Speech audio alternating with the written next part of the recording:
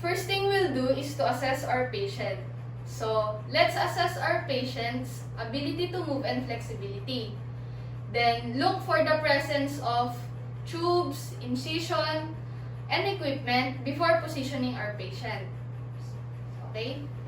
So, here as you can see, my patient is lying down. So, let's assess my patient. Good morning, ma'am.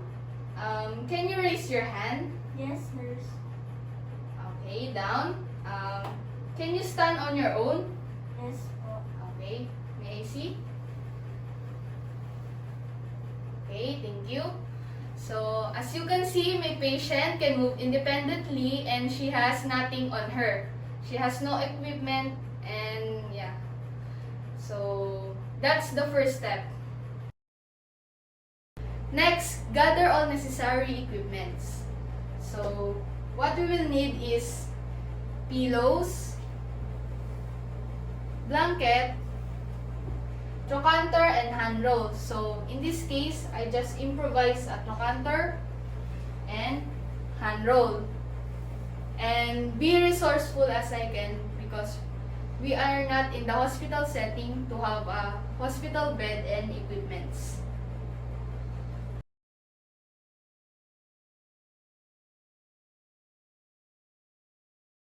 Third step, before handling patient, we should perform hand hygiene and put PPE if indicated.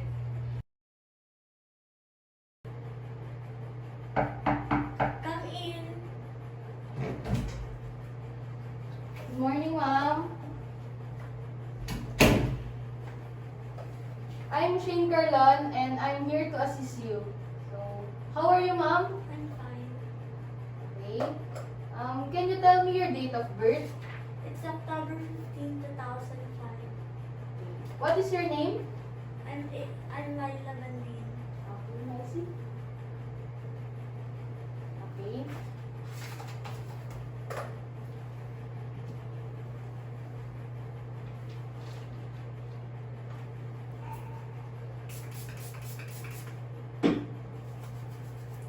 So now, I'm going to position you into supine. Is that okay with you, ma'am?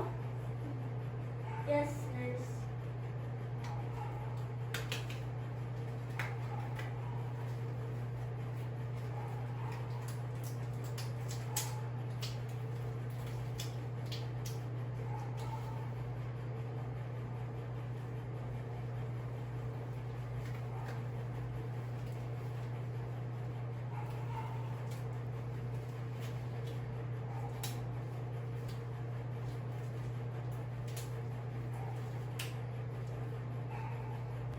So now, I'm going to position my patient into supine. But first, introduce yourself to the patient. Good morning, ma'am. I'm Shane Carlon and I'm here to assist you today. So, I'm going to position you into supine. Is that okay with you? Yes, nurse. Okay. After introducing yourself to the patient, we can now proceed in positioning her into supine. First, slide patient into the bed.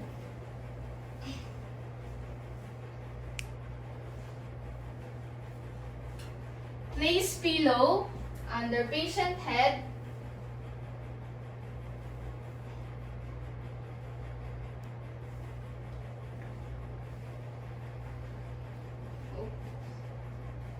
Place small rolled towel under patient lumbar area of the back.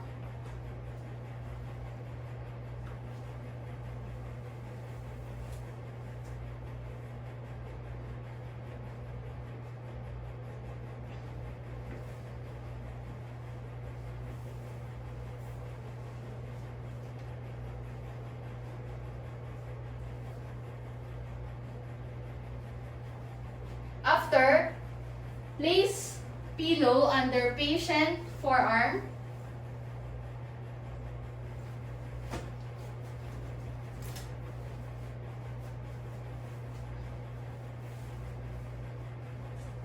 Do it to the other side also.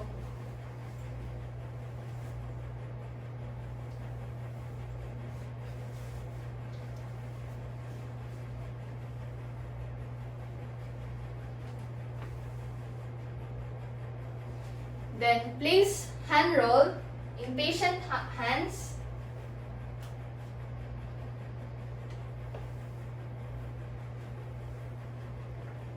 After, place trochanter roll parallel to lateral surface of patient thigh.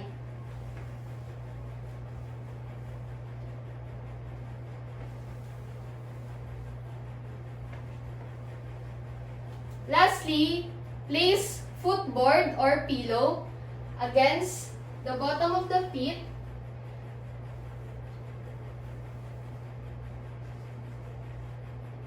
With toes pointing upwards. So, here, you can see we position our patient into supine.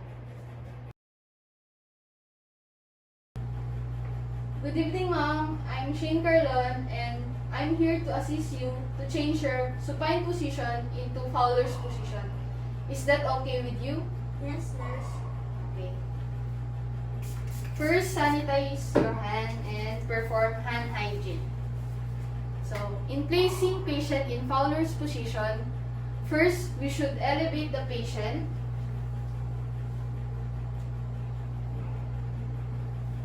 And then after, we will put a pillow on her back.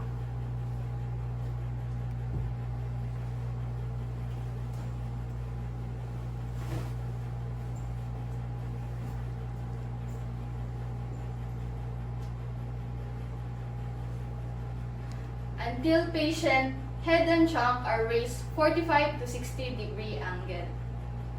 Next, in positioning our patient into semi-Fowlers, we will just follow the step in Fowler's positioning, but the angles is set to 20 to 30 degree angle. So, elevate the patient and adjust the angle into 20 to 30 degree angle.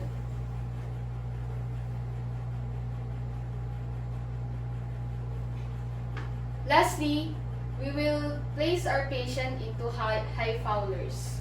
So, first, elevate the patient.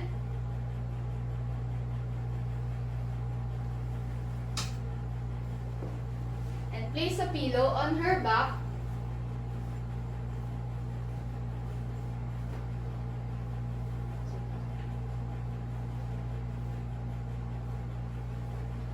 Until patient head and trunk are raised 60 to 90 degree angle.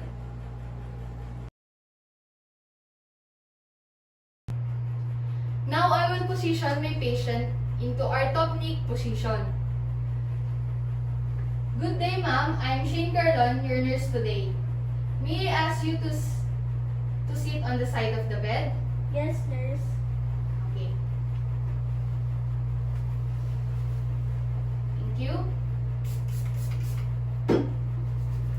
Now, I will place a table across your lap. Is that okay with you?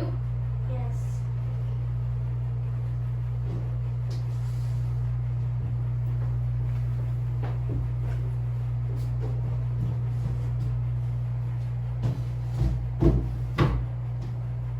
Then, I'm going to place a pillow. Now, Laila, can I ask you to bend with your arms resting on the table? Yes, nurse. Okay. Laila, are you comfortable with that position? Yes, nurse. Thank you. Okay. So, as you can see, this is the orthopneic positioning. Hi Laila, my name is Shane Carlon and I'm going to be your aide for today. First thing we'll do is move you over to your side. But, can you bend this knee? Okay, nurse. Okay.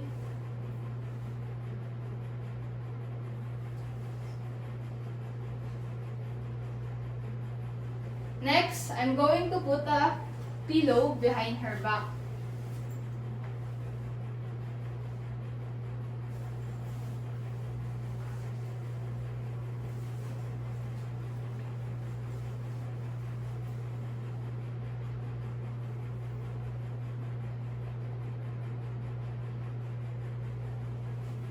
Then, I'm going to place another pillow in front of her to support her and upper arm.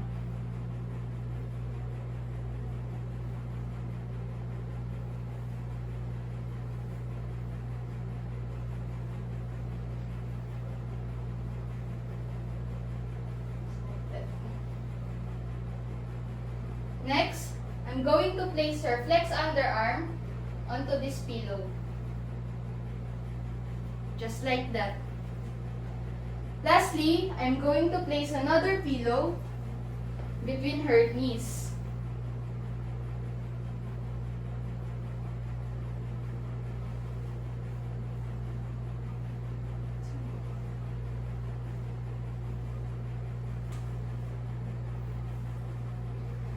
Just like this.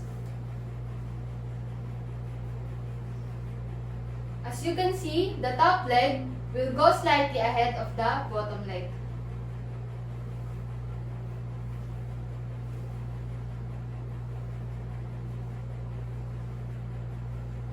So this is how you position the patient into side-lying position. Come in. Good evening, ma'am. I'm Shane Carlon and I'm here to position you into Sims position because the doctor told me to do so. Is that okay with you? Yes, nurse. Okay.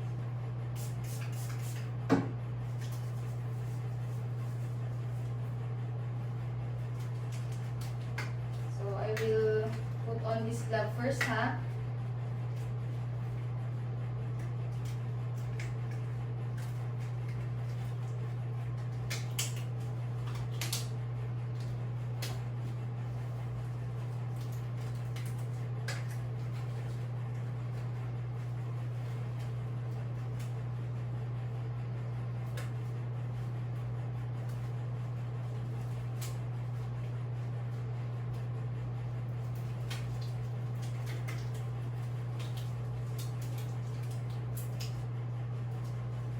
So, first, turn patient onto her left side with her arm and shoulder drawn behind her body.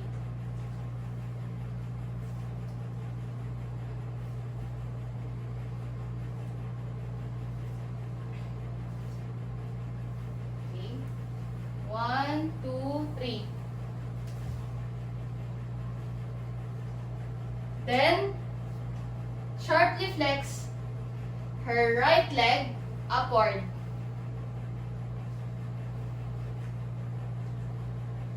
Next, make sure that this arm is slightly flexed.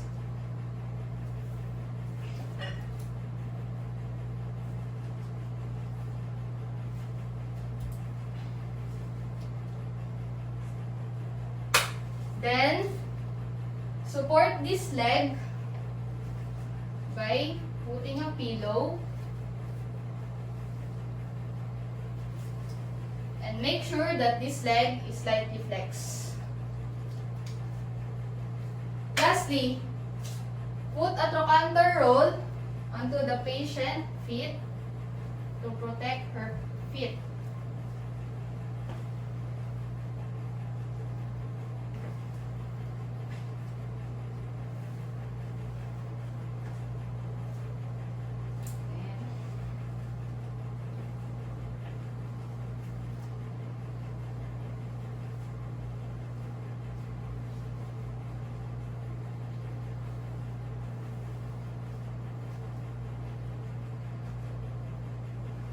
Laila, are you comfortable now? Yes, nurse. Thank you. Okay. So this is how you position a patient in Sims position. Hello Laila, I am Shane Carlon and I'm the nurse assigned to you today. So I'm going to position you into prone because it is the doctor's order. First, before positioning our patient into prone, we should perform hand hygiene and put on some gloves. So let's begin. Turn patient onto her abdomen.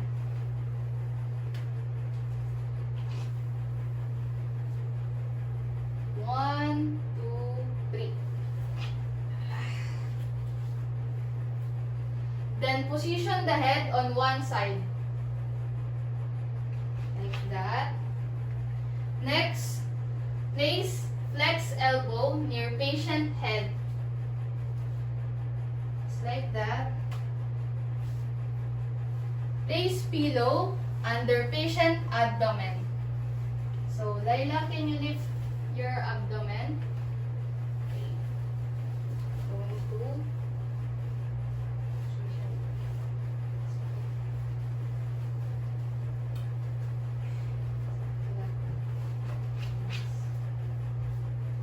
So, are you comfortable with that position? Yes, nurse. Okay. So, after that, place small rolled towel proximal to patient knee. Here.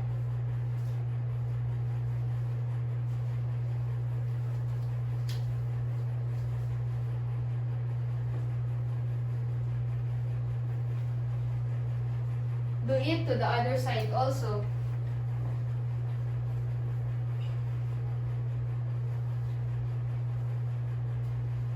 Next, place a pillow under patient leg.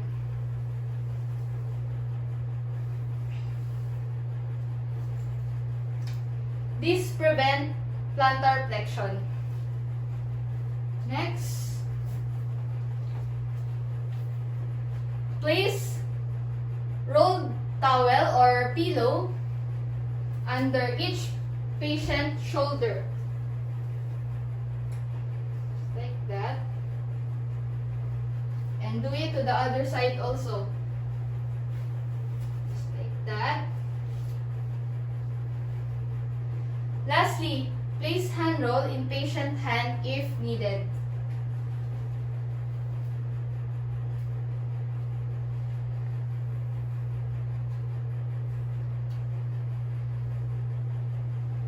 So, Laila, are you comfortable with that position? Yes, nurse. Okay. So, this is how you position a patient into prone. Good morning, Lala. I'm Shane Carlon. I'm Dr. De Leon, Medical Assistant. She ordered me to position you in niches position because she is going to do a rectal exam to you today. Is that okay with you? Okay. Okay.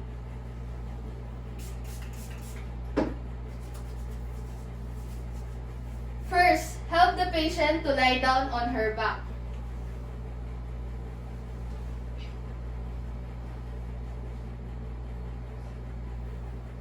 Next, turn the patient into prone position.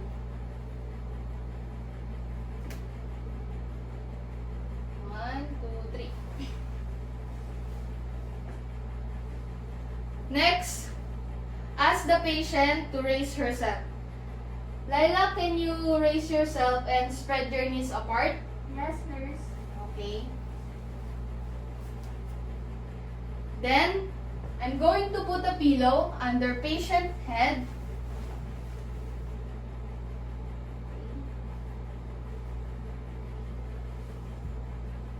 And turn her face on one side.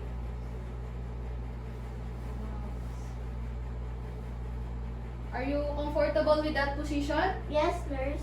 Okay. Lastly, put a drape on the patient.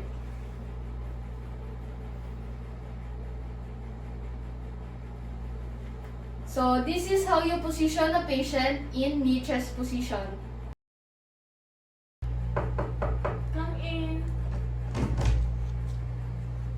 Hello, Laila.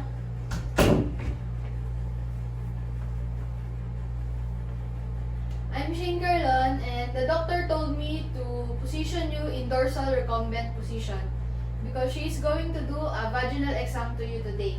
So, I'm going to assist you. Is that okay with you? Okay.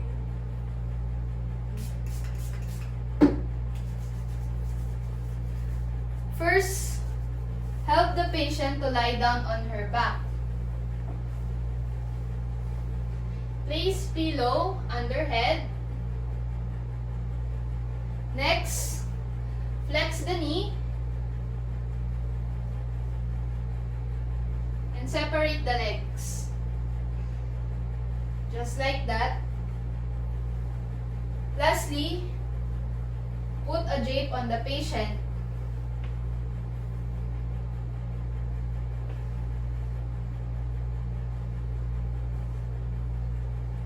So, this is how you position a patient in dorsal recumbent position.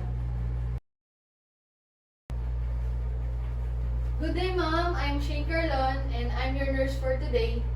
I'm going to position you in lithotomy position. Is that okay with you? Okay, nurse. Okay.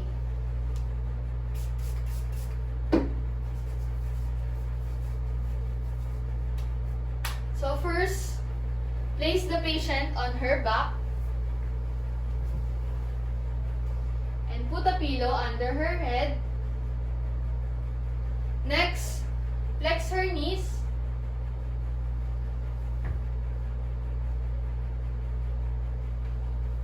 Then, I'm going to put a pillow here.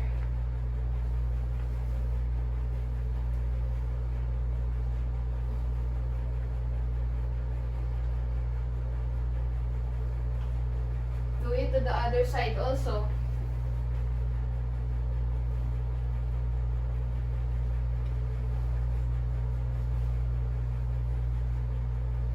Make sure to separate the thigh and legs apart.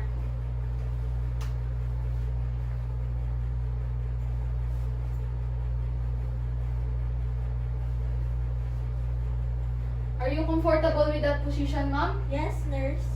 Okay. So, lastly, put a blanket on the patient.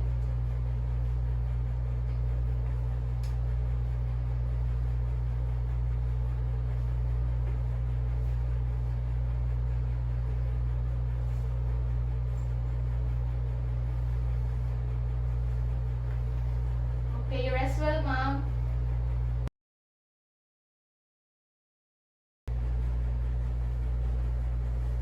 Good evening, Laila. I'm Shinkerlon and I'm here to assist you to change your position into Trendelenburg position. Is that okay with you? Yes, nurse. Okay. So, here as you can see, we don't have a hospital bed that can tilt down. So, I will just improvise. First, sanitize your hands before handling patient. So, first we will elevate the lower extremities until the head is tilted approximately 30 degrees below. So, I will just put a lot of pillow here. Ma'am, I will just elevate this, okay? Yeah. Yeah.